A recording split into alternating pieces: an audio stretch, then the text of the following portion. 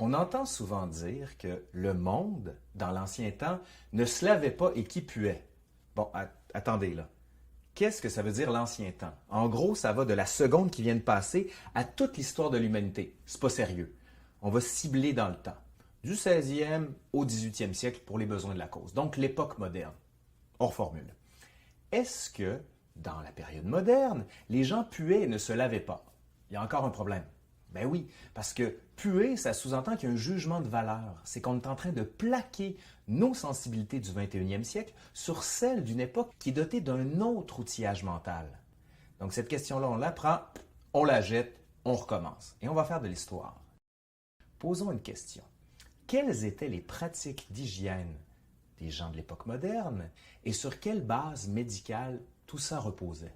Parce qu'on ne peut pas parler d'hygiène sans parler de médecine.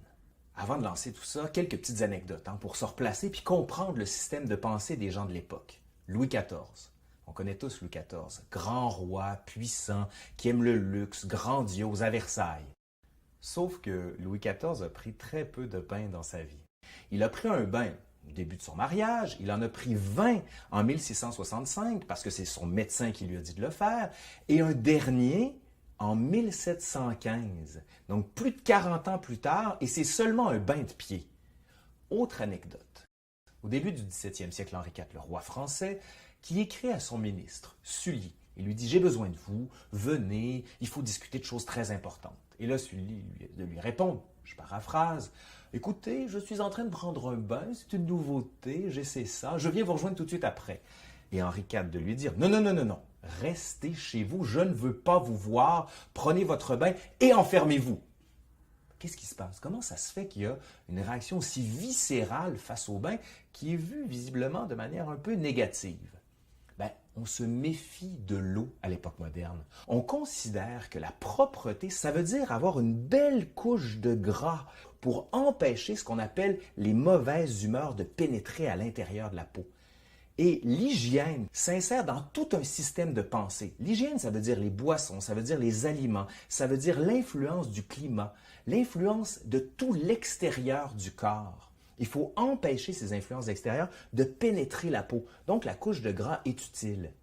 Et comme le corps est en lien avec l'extérieur, on dit même qu'il est en résonance avec l'univers. On considère que le corps, c'est le microcosme du macrocosme. Et il est en lien avec les planètes, les climats, le végétal, le minéral, tout. L'homme résume le monde. Mais qu'est-ce qu'il y a à l'intérieur de l'homme? Qu'est-ce qu'il définit?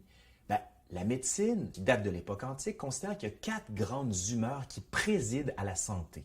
Vous avez dans un premier temps le sang, qui est le liqueur de la vitalité, qui permet d'amener la vie. Vous avez la bile jaune, qui est le liquide gastrique, qui sert à la digestion. Le flegme, les sueurs, les larmes, ce qui sert à refroidir et à lubrifier le corps. Et enfin, la dernière, la bile noire, qui est jamais pure, qui est responsable de l'obscurcissement des fluides. C'est ces 4 grandes humeurs qui interagissent ensemble et qui apportent la vie et qui maintiennent la vie. Quand une des grandes humeurs est ce qu'on appelle en pléthore, c'est-à-dire en trop grande quantité, il faut l'extraire. Ça fonctionne parce que c'est dans un système cohérent qui explique le monde et qui explique aussi la maladie. Donc, concevoir les régimes de propreté du 16e au 18e siècle, c'est le rattacher à la théorie des humeurs. Mais comment ça se fait qu'on a peur de l'eau? Parce qu'à l'époque antique et même à l'époque médiévale, on n'en avait pas peur. On trouve même des bains, des thermes, des étuves, des magnifiques enluminures médiévales où on voit les gens qui vont se baigner dans des rivières. Que s'est-il passé à l'époque moderne du 16e au 18e siècle pour que l'eau fasse peur? Bien, on va considérer que le bain est un rituel païen, mais plus encore, c'est vu comme un espace où on risque d'augmenter les facteurs de contamination des grandes maladies. Donc on a peur de l'eau, on s'en détourne. Mais ça ne veut pas dire qu'on est sale pour autant. Il y a des rituels de propreté. À l'époque, le grand rituel, c'est le linge blanc. Vous prenez un linge blanc, mais immaculé, sans aucune tache, et vous vous frottez les mains et le visage. Le lavage par friction est considéré comme le summum de la propreté. Quand est-ce que tout ça va changer? À quel moment l'eau redevient une pratique de propreté? À quel moment on s'en sert pour se laver de nouveau? Au début du 18e siècle, le bain retrouve ses lettres de noblesse. On considère justement que l'eau chaude permet de reposer, de retrouver une santé, tandis que le bain froid, lui, saisit les tissus et lui aussi procède de la guérison. Il y a plusieurs médecins qui vont faire des prescriptions à des malades en disant « prenez des bains, ça va vous guérir ». Mais l'autre élément, c'est que la théorie des humeurs tombe peu à peu en désuétude. La physiologie prend le dessus et donc apporte de nouvelles pratiques d'hygiène.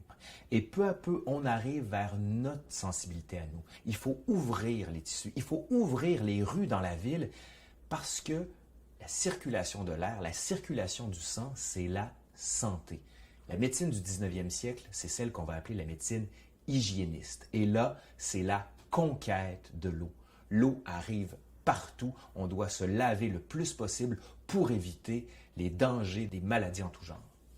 Alors, ça va toujours de mieux en mieux, vers le plus propre, le plus de savon, le moins de microbes. Vraiment? En janvier 2017, il y a un article dans le journal suisse Le Temps qui parle des pratiques d'hygiène des paléos. Moins de savon, moins de douche, moins de lessive. Et on revient presque à l'idée selon laquelle moins on se lave, plus on est propre. C'est drôle quand même parce qu'on pensait nos standards bien établis en matière de propreté. Est-ce que ça veut dire qu'on fait des allers-retours de temps en temps? Ben oui. Mais surtout, ça nous montre que l'histoire, ce n'est pas une longue suite qui n'en finit plus vers le plus propre. On revient vraiment à l'époque du 16e au 18e siècle. Et finalement, le regard, le jugement de valeur qu'on portait sur cette époque, peut-être qu'il faut le nuancer un peu et arrêter de plaquer nos sensibilités sur celles d'une époque passée.